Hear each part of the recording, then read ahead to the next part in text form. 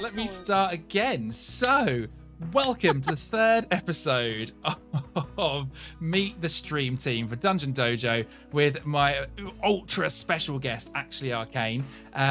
We are back to do what I hope will be another fantastic interview. Firstly, ActuallyArcane, thank you so much for joining us today. Thank you so much for having me. This is excellent. You are so welcome. And I always start with, just tell us a little bit about you as a streamer and how you would describe your community and your values. All right. Well, so I will start by saying, if you haven't seen me stream for a while, that is completely fair. I've been taking a little bit of a break because I started a brand new job. And so that I've been taking a little break, but as in general, I would kind of classify my content as educational. As many people know, Arcane Mage is a very difficult spec to play, and up until this expansion, it was very underplayed. Very, very few people played it, and those that did play it played at a very high mythic raider level, and it was hard for people to learn the spec. So I kind of wanted to fill the niche of people wanting to play and wanting to be good at it without wanting to min-max. So my community is one where no question is a stupid question. You know, I spend a lot of time kind of introducing people to things, exploring the game with my community, and that's really what it's all about for me. I love that. So you know, you've kind of hit the nail on the head. Arcane is a spec that I think is notoriously hard to play. Super underloved for a long time. So is that kind of like your passion? That's your favorite class sort of and spec combo?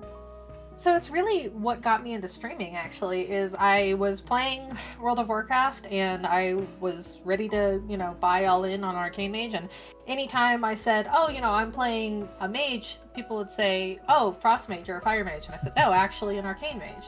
And I said that so much, I said, actually Arcane Mage. And I'm just like, you know what? That's going to be my name. And we're going to like buy all into it.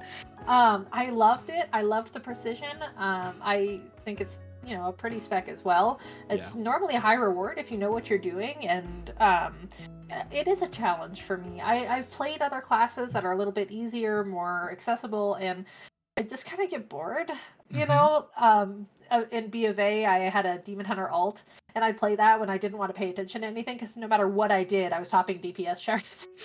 Was I pressing random buttons? Yeah, but you know, I like the challenge of the class. It's definitely it's not forgiving, is it? That's the thing. No, you've got to get it right. Especially this expansion, but kind of got to work with it. And I also, the Arcane Mage community it existed, but it was really tired. It was really tired of fighting for, you know, balance changes, fighting for a voice in the World of Warcraft community. And so I kind of saw a place of like, okay, how can I help boost these voices? How can I, you know, reinvigorate the passion for Arcane Mage in this community? Love that. And I love the origin story of the name as well. It's so brilliant. I live in a place called Brighton Hove, but where people live in Hove, which is seen as the more expensive part, people always say, oh, I live in Hove actually. People are like, oh, you live in Brighton? It's like, no, I live in Hove actually. So it's the same sort of thing of like, you keep saying actually over and over again, it becomes the brand. I love that. I think it's really cool.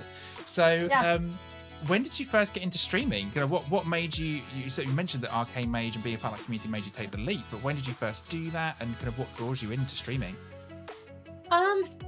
So when I was first learning World of Warcraft, my partner and I just were kind of doing it on our own. We weren't part of a guild or anything. And when I was trying to find resources to learn, I stumbled across a video by Luxthos, who's a fantastic streamer, makes a lot of the WeCores we all use. And I hopped into his stream, and it was the first time I'd ever watched a stream before. I had never watched live content. I didn't understand it. I didn't understand why people liked it, but I was kind of amazed, and like, he was so kind, and his community was great. And from there, I kind of just got swept into the Twitch community of World of Warcraft. And at a certain point, I was like, you know, it'd be really great if I could find an Arcane Mage streamer to watch so I can learn from them. And I couldn't find one. They just, it wasn't there. Yeah. And I was like, you know what? Fine. I'll do it myself. If I can't find one, like I was becoming a resource for other people in the community. If they had questions about Arcane Mages, they'd be directed to me. So I'm like, you know what?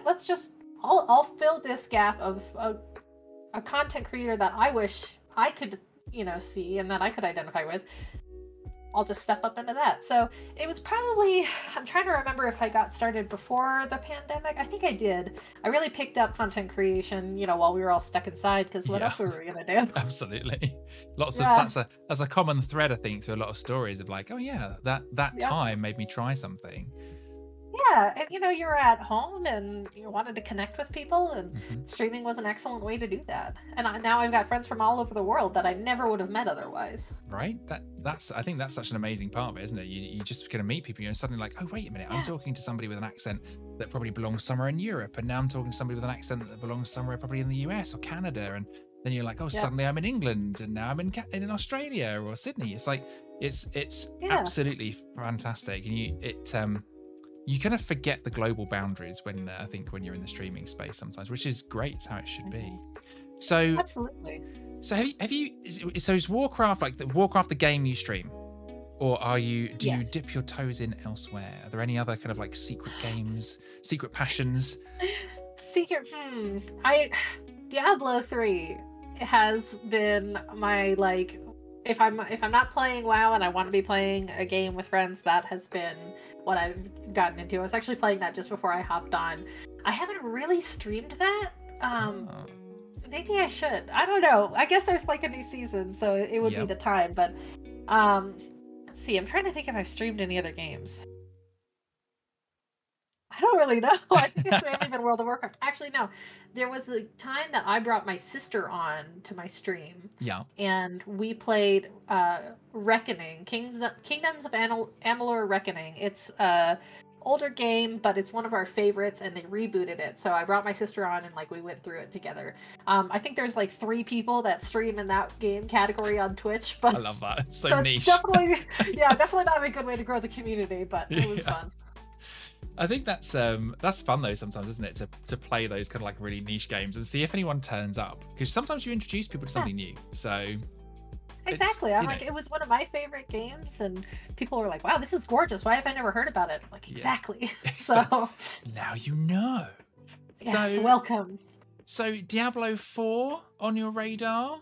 Yes. I've been waiting. I watched the Diablo 4 trailer before I started playing Diablo, and I was just in love with it. I was like, I don't know what this game is. I've never touched them. Will I play that? Yes. And then as I got into Diablo 3, my excitement's really just been growing. So I think moving forward, as I like dive back into content creation, now that I have a schedule again, I'm gonna be branching over the Diablo line a little bit here and there. I love that. You touched on schedule there. I always ask folks, how do you balance the IRL, as we call it, the real life responsibilities that we all have as folks, whether that's work or parenting or just kind of existing as a human being?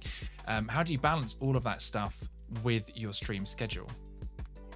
So when I had a pretty strict stream schedule, I originally went for like 3 or 4 days a week. And I very quickly realized that I couldn't do that. I worked all day long, then immediately started streaming and was doing that. And I don't think people realize how much energy it takes to stream. Because as I'm talking to you, I can't see chat, but there's also nobody. If I was streaming alone, there's nobody I'm talking to, but you're acting the whole time and you are being engaged, and it's exhausting. So that was, I think I went too hard into it, and then I had to really pull back and figure out what was going to be right for me.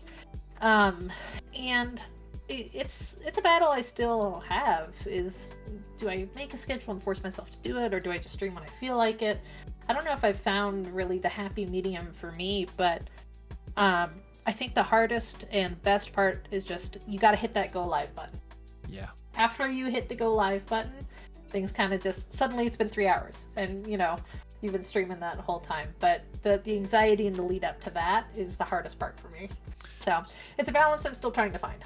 Yeah, and it's a tough balance. I wish you luck with that journey, because I think a lot of streamers I talk to talk about that.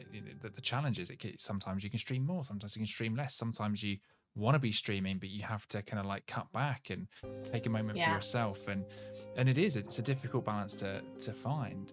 Now, obviously, we are both members of Dungeon Dojo, so. Yes. How did you get into the stream team, and how did you become a part of the dojo? I think we just kind of ran in similar circles. Even if I haven't been streaming, I've been doing, YouTube and Twitter and other content creation and kind of keeping my eye on things. And I'm kind of always looking out for people who are really championing a more casual gameplay style of World of Warcraft. That is, if you want to push content, go for it, but it is not the only way to play the game. And I think the dojo really does do a good job of that. We have really high key pushers, we have really high raiders, but we also have people who log on and do transmog runs, and that's really it. Yeah. So I was thrilled to see a whole community of people who were very accepting about that.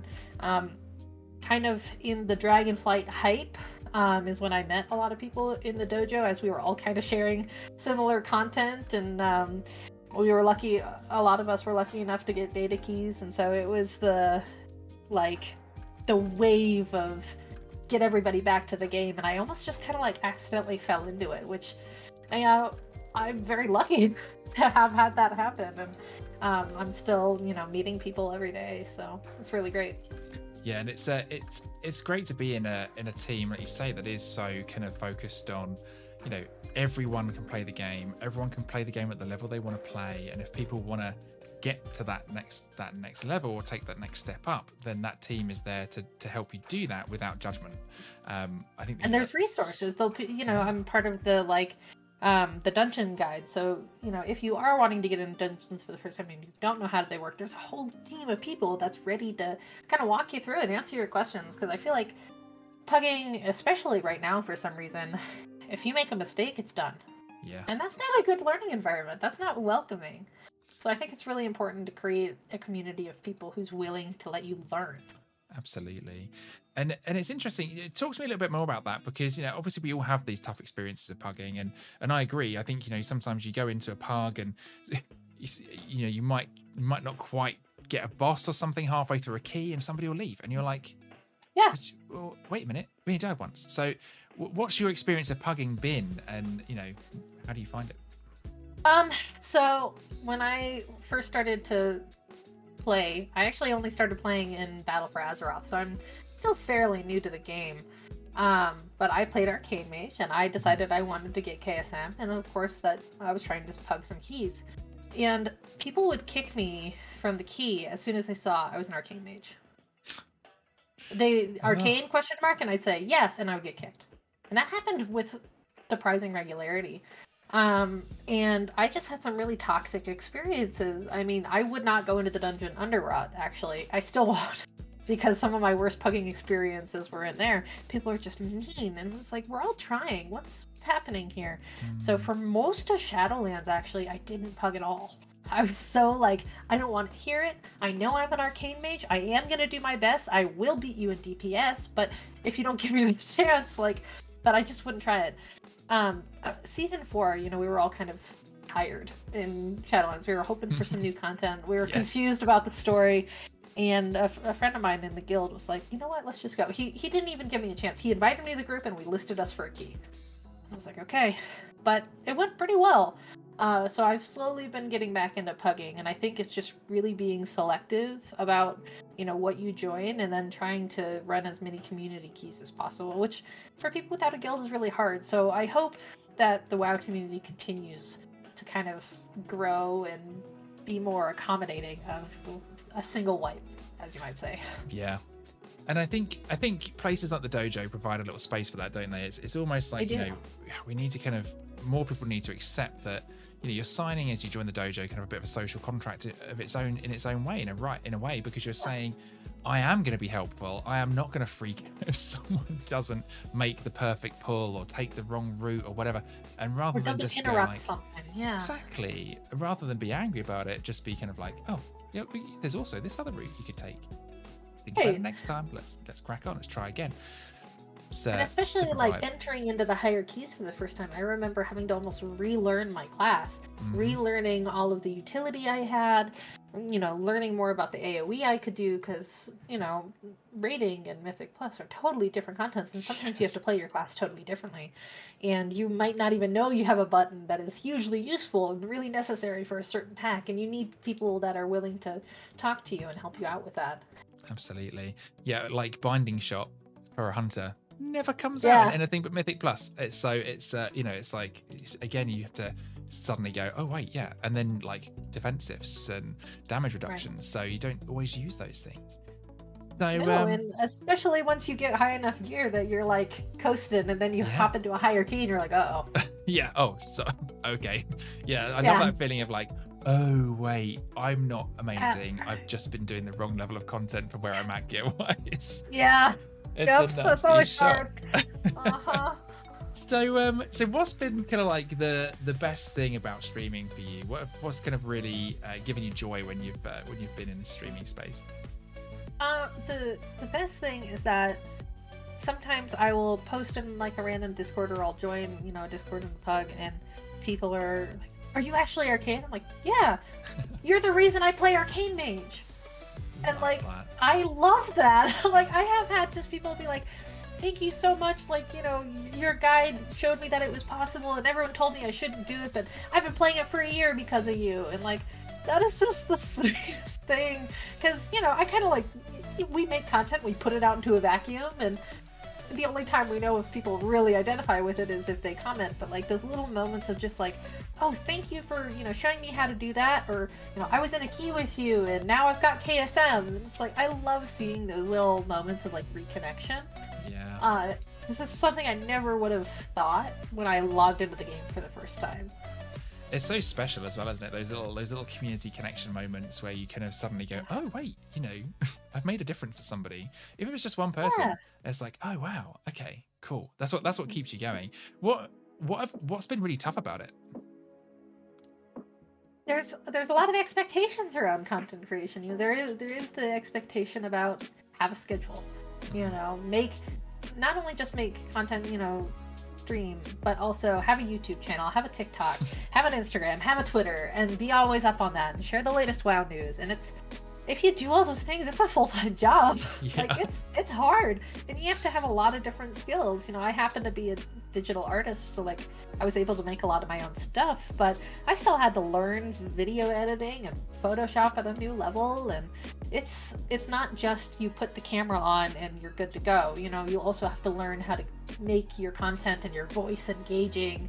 You have to learn how to stream and what hashtags to use and deal with Streamlabs and OBS, and it's a whole thing. So that's been the hardest, is like, in order to really do well and keep growing, there's so many other facets, and it's just hard to keep up. Yeah, and I always wonder with some folks, because some folks just are naturally engaging. There's some folks I know that I'm just like, oh, you'd be so good at streaming, but the skills that sit around it, the skills that people don't see, the production skills and the computer skills and the graphics skills that you're talking about, you know, not everyone has those and the ability to be engaging.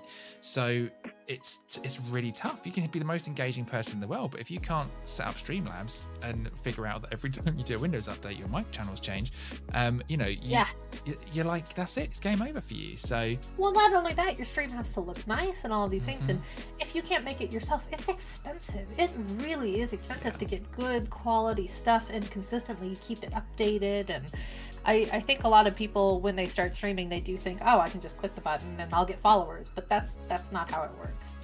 And you really do have to promote yourself in other channels and utilize all of those different kind of community growing strategies that people tell you about. And you're like, do I have to?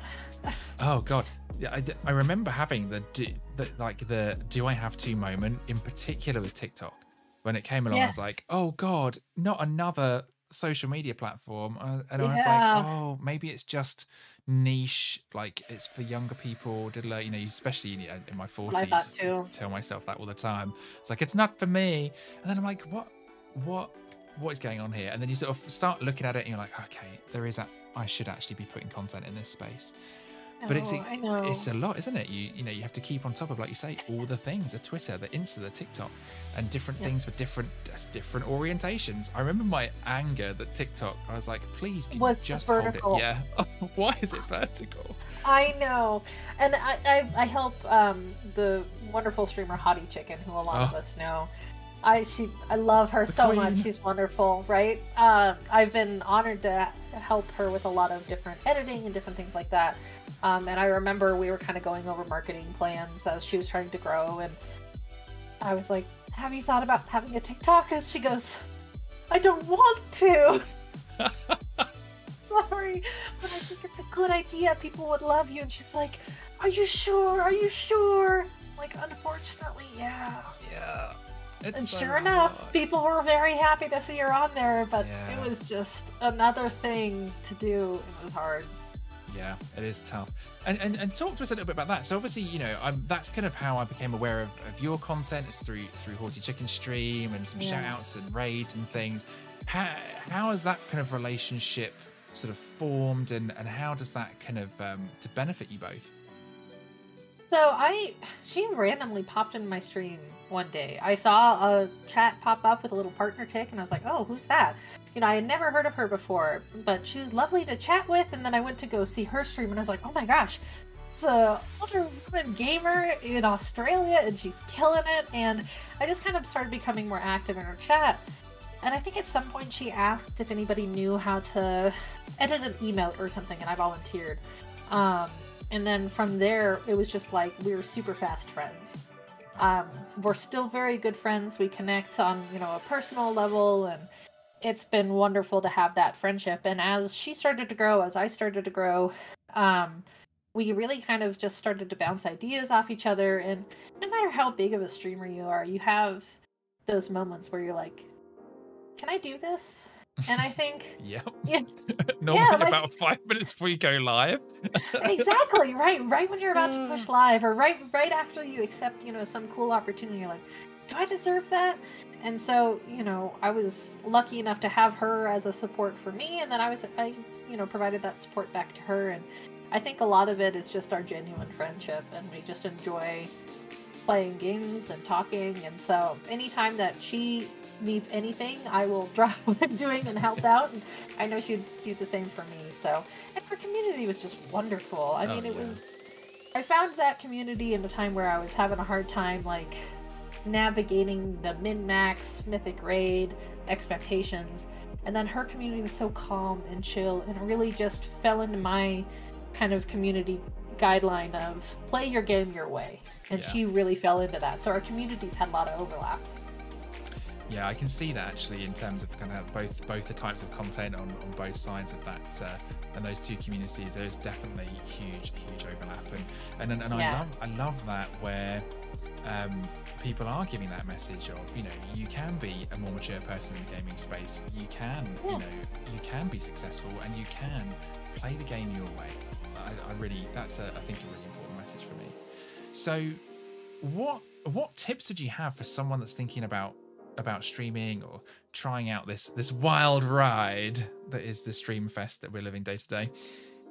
I'd say I'm a big list person. I love writing things down. I have sticky notes and pens all over my desk anytime I need to remember stuff. So I'm like, make a list. So there's all these options, right, of how to promote your content, how to do all of that. Pick two. Okay, you want to do, let's say, Twitter and Instagram. Start with those two. Make a Twitter account, make an Instagram account, and then make your Twitch account. So all the three accounts have the same name. Good start. Pick a color scheme. Pick a color you like. It can change later. Mine's purple.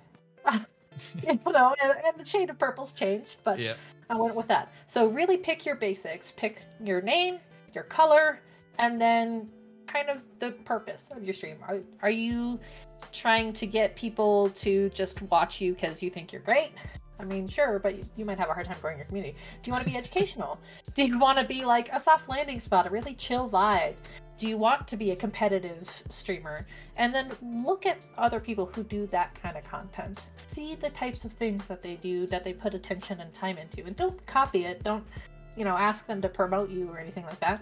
But really take time to watch content and learn about what you like. And then you can replicate that. You can take lessons learned from other types of content and really start to build an idea of what you want. And at a certain point, nothing's ever going to be perfect. So if you've got your base level, you know, set up in OBS and you're like, okay, this is all right, just click go live. Just try it. Just test it. Pretend that you are talking to somebody at all times. Pretend that somebody's listening. Don't look at your viewer count. That's a huge tip. Huge tip. But always pretend that there's somebody there. Just do it for an hour. and turn it off and watch it. See what you liked, see what you didn't like. And then start the learning from there. Yeah. Really limit it. And then if you're like, oh, well, I could improve these 10 different things. Start with 1. Improve that. Do it again. Improve something else. Do it again. And really just let yourself take your time. I think a lot of people think they've got to have the fancy camera, the ring light, the fancy microphone, the headphones. You don't. You really, really don't. If you watch your own content and you wish you had that thing, take it one step at a time. And slowly you will build up the things that are important to you and the type of content that you make. Yeah. And after you have a few people on Twitter that follow you, after you have some Instagram or whatever other thing you chose, then, look at where you can duplicate content. Say you post videos all the time on Instagram. Well, it'd be pretty easy to post those same videos on TikTok. You don't have to do any new extra stuff. You just have to post the same stuff. So find those natural growth pathways. That is solid and sound advice. I feel like you could do a whole kind of like a whole YouTube series on that stuff. It's because it's so important, isn't it? It's all right for if you've got plenty of money, it's easy to get the expensive kit, but you don't, like you say, you don't need it. It's not a barrier to entry. Don't. And you don't need. I mean, you have a fantastic setup. I'm looking at all the stuff behind you, and I love the lights. I'm like, eventually, I want my setup to look like that again. But I've moved several times, and it's like, you know what? What's on my walls is on my walls. Yeah. At the end of the day, if people are going to talk about that, they're going to talk about that. But make your space something that you are happy in, that you are happy being seen in, that you are comfortable in, and that'll show to the people that you are, trying to gain as followers. Absolutely. Also, I this is one of my pet peeves, but don't forget to follow and subscribe every 5 minutes. People will follow if they really enjoy your content, and maybe remind people that subscription is an option once or twice a stream. Yeah. But really kind of let your community grow itself. I think it's that age-old so that the adage of if you don't ask, you don't get, and I think it's really important to remind people to do that. It's you've got to say that's what I want. I would like more followers. I would like to have this many followers, and people will be like, oh, okay, well, I can help with that. Whereas if you're not asking, no one's gonna. And it's okay to share it once in a while, but I've popped into smaller streams and it's like, they'll see a name pop up in chat and they'll be like, hey, why aren't you following? It's like, no. Yeah. You got to do it in a little bit more of an organic way. Yeah. And I think the other really important part, if you do want to start streaming and want to start doing content creation, is surround yourself with a community like the dojo who has a lot of other content creators in it, and don't tell them to promote your stuff, but interact with them genuinely. Create those connections, talk about their experiences, stuff like this. And naturally, they'll watch what you're doing just as you're watching what they're doing. And if they're really liking your stuff, they're going to share it. Yeah. If you have a really big promotional something or other, like your birthday stream, and you want to let people know, hey, I'm going to be putting out a tweet, would you mind retweeting it? That's totally fine. If you've made connections with those people, they'll be willing to do that for you. Absolutely. And it's so much of it, I think, is networking. So much of it, you've got to be subtle with the asking, but ask, and you've got to really kind of, I think, network. And to do that, it can't, like you say, it can't be an ask. It has to be we're either in a community together, and this is what we're doing. This is, or a bit of something else. Like you can come and do a thing, but you use it however you want to use it. You promote it however you want to promote it. Help people kind of engage with it. It's about something that then benefits the other person as well. I think there's a lot to be said for networking and supporting the folks that you like and that you would like to support you as well. That makes sense. Yeah, join the key, join their community raid, Yes. be there, have your name around, and naturally those communities will start to kind of come together. And it's not about competing for viewers, I want them to watch my stream instead of that other person's. There's always a little bit of that. If you have the same community and you all stream at the same time, that's going to be a little bit rough. But then maybe adjust your time, start a little bit later, go a little bit longer, different things like that. Absolutely. And you'll start to find a rhythm. Yeah, or co-stream. You can stream together. If it's somebody you get on with, you can stream together. And also, I think reminding people they can watch or have at least lurk in 2 or 3 streams at a time. Yes. That's if there's 2 or 3 people you love and you want to kind of bounce around and say hi to one person, say hi to another. Totally fine. Totally valid. Streamers love their lurkers. But they do. Let me get to Dragonflight. All right. How how has it been for you? What do you think of this expansion? So I think my take on the expansion is a little bit different because I didn't play during the last major dragon patches. I had to look up a lot of the story for all of this because I started playing in Battle for Azeroth. But this feels like a really good healing expansion with a lot of potential. I think this expansion is the culmination of a lot of different feedback from players for the last several years, and it's a beautiful artistically, as every expansion is. But to me, if I had to describe the expansion in one word, it would be potential. It has brought a lot of people back to the game. It's reminded people about different things that they love in the game. It allows you to do a lot of different kinds of content. It does not force you to do kinds of content that you do not like. And it's got a really good pace, really transparent release schedule, and those things have been really amazing. I will say that I haven't connected with it as much as I connected with the first expansion of Shadowlands, which a lot of people hated, but I loved. Don't get me wrong, there were some mechanically difficult things, but that storyline, that raid, it was my absolute favorite.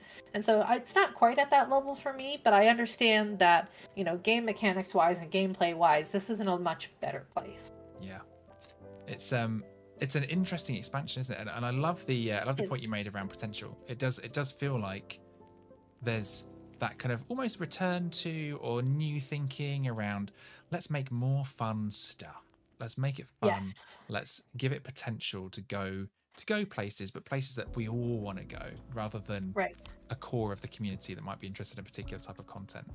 It's going back to the roots of the game and really, that original WoW lore, while bringing in a lot of brand new ideas, a lot of things that people have been asking for a long time, a lot of lessons learned. And I think the marriage of those two makes for a really desirable expansion experience. Yeah. I completely agree.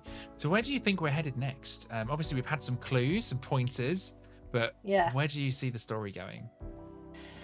I think that we are headed in the direction of something with old gods. There's been a lot of hinting along the story. A lot of the zones have a lot of that. There's all the old god prophecies that you can kind of see pieces of in this. So I think we're going to have a little bit reintroduction of that, especially with the ending cinematic for the raid. I don't know. I think they're going to weave that in. I have this grand theory from Shadowlands that the Primus is actually evil. I know maybe that's like a hot take, but my grand theory is that the Primus is not a good guy. And Maldraxxus literally means bad dragons. Like it's a direct translation. And so my thought is like, hopefully maybe something will get tied back there and we'll learn a little bit about that. That's kind of like a through line I'm seeing. But yeah, old gods, and then my pipe dream is that the Primus will be somehow involved. I love that, like connecting back to the idea of connecting back to the Shadowlands story as well. Obviously not like the most loved expansion ever, but some really great locations, some great story ideas. Like it was good. It wasn't I mean, I didn't love it, but in the scale of WoW expansions, it's not the worst, I don't think so. No. And I think the first season of Shadowlands was excellent. The story was fantastic. The mods I was so tired of. Zereth Mortis was fine. Not great, but I'm hoping that I think a lot of people are like, leave it in the past. We never want to hear anything about it again. But I really hope that they can bring something back and really tie it and make us feel more like it was, I don't know, impactful, that it meant anything. Because I think after a lot of us killed the jailer, we were like, why do we care? Yeah. So we're done. Okay. It's like, I don't even know who that guy was, but cool. Exactly. So I'm hoping something comes back from that, but there have been enough little old god things here and there that I think that's the direction that we're gonna see. I also happened to Nyalotha was my first raid ever. Okay. Yeah. Good raid. So I'm like crossing my fingers. I'm like, I'd love to see something like that. And then with the Queen Ajara thing that just came out, I really do think that that's a little bit of the direction they're going. I wouldn't be surprised. I'm excited to see the direction. Thrilled. Yeah, same. I think I would be too. Just to sort of take those story leaps and go back to kind of old gods, because it's very classic Warcraft storytelling, the old gods and the big kind of big interdimensional disco situation. when I like kind of said that before, people are like, well, but we killed the old gods. And I was like, look, if World of Warcraft has taught me anything, is that nothing is ever really dead. Exactly. We can't... Anything can come back at any time. I don't think they're going to stop doing that with the old gods. Yeah, it's just it would seem wrong to not continue that trend almost, wouldn't it? Because exactly it's a lot. A lot. We're coming towards the end of our time, but I wanted to just ask you some very quick fire questions. Yes, just a handful. So brace yourself. Now it's not been clear to me, but Horde or Alliance? I play Alliance. Ooh, had a lot of. I swapped to the Horde briefly. Okay. But I came back to the Alliance. I love that. What is your favorite race in WoW? Draenei. Ooh, okay, love it. Best expansion? It's a tough question. That I played or that I didn't play? Could be any of them. Whatever you think has been kind of like your fave. The one that I wish I'd played the most was Legion. That was good when it was live, for sure. Yeah, I'm very upset I missed that. It was a good time. It was a good time. Favorite mount? Oh. Yeah. It's like one of the hardest questions to answer. I can never decide. Oh.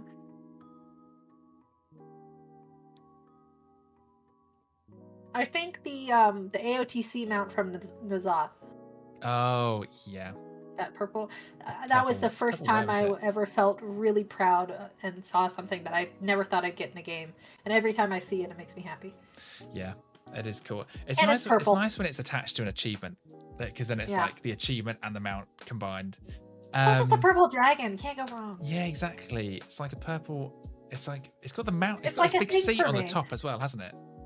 Yeah. It's got the little style. I think it's fun. Yeah, was it Vex? I think the boss was Vexiona. I think it's that model. Yes, and that fight sucked, but it was a great mount. The back of. I hate that fight. Why? It was. People just didn't get it. That was the thing. It was really hard to read the mechanic. So, tea or coffee? Coffee. Favorite game? Coffee snob. Oh God, like it's hard for me. I'm like both. Best game ever? Tough one. Yeah. Could be any game. Any game. Oh shit. Like looking over at all my favorite games I have on the side of my screen. Shit. I think I'll just go with World of Warcraft. Nice. It's easy. Perky Pug or Pepe? Pepe. Pepe's like popular. I'm gonna have to pick a different alternative to Pepe, I think, for future questions, because everyone's like, I'm a cat person. Oh, me too. Yeah. Yeah. Do you have any cats? I do. I'm really surprised that neither of them have come to say hello. I have two black cats. Oh, mine are being very suspiciously quiet, so I suspect something will be wrecked when I exit the room. Sweet or savory? Oh, savory. Good answer. The last one. A quick message for your 16-year-old self.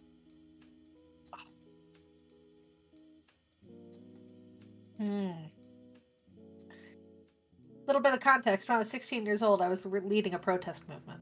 Nice. It was a scary time, but it was a great time. I think if I had a message from a 16-year-old self, focus on the things that make you happy to do and that you look forward to do most. That is a brilliant piece of advice. It has been a real pleasure. Thank you so much for carving out the time to join us today as we're supporting Stonewall Housing over here and doing this charity stream. It has been, as I say, a real pleasure and a great interview, I think. So thanks. Thank you so much. Is there anything coming up for you that you would like to share, and where can we find you on the internet? You can find me pretty much everywhere as at ActuallyArcane. I'm working with a good friend of mine. We're doing a little bit of theory crafting to hopefully put out an Arcane Mage guide for not the Mythic Raider, but the person that might be trying to get down AOTC. So keep an eye out on YouTube. I'm also going to do a Diablo trailer reaction later today. So yeah, keep an eye out there. We'll be sure to check it out. Thank you so much. And chat gang will BRB.